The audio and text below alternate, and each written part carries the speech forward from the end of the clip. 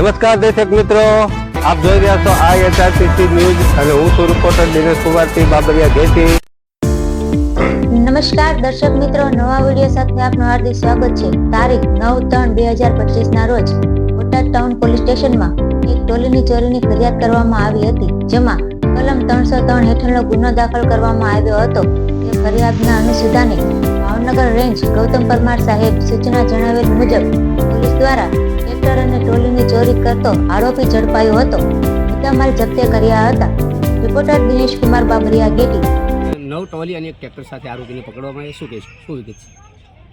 ગઈકાલે તારીખ 9/3/2025ના રોજ બોટાદ ટાઉન પોલીસ સ્ટેશનમાં BNS કલમ 303(2) હેઠળ એક ટ્રોલી ચોરીની ફરિયાદનો ગુનો દાખલ કરવામાં આવેલ.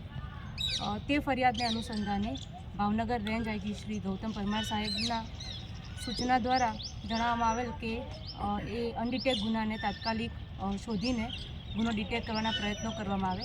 તેમાં બોટાદ SP શ્રી કિશોર બડોરિયા સાહેબ દ્વારા સૂચના કરવામાં આવેલ કે તે અંગે સર્વેલન્સ ટીમને મોકલવામાં આવે. તો બોટાદ ટાઉન પોલીસ સ્ટેશનના PI શ્રી SR ખરાડી દ્વારા સર્વેલન્સ ટીમને આ અનડિટેક ગુનાને શોધવા માટેના પૂરતા પ્રયત્નો શરૂ કરવામાં આવેલા. કેટલા આરોપી છે સર?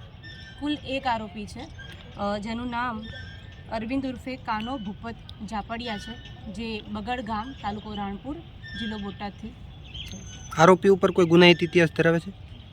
આ આરોપીને જ્યારે પકડવામાં આવ્યો તે દરમિયાન તેની પાસે એક ટ્રેક્ટર અને એક ટ્રોલી હતા, જેના અંગે વધુ તપાસ હાથ ધરતા બોટાદ જિલ્લાના ટોટલ 7 ગુના છેલ્લા 3 વર્ષથી એક સરખી MO દ્વારા આ આરોપી દ્વારા બોટાદ જિલ્લામાં અગાઉ કુલ 7 ગુના નોંધવામાં આવેલ છે, જે તમામમાં ટ્રોલી ચોરીની ફરિયાદ છે.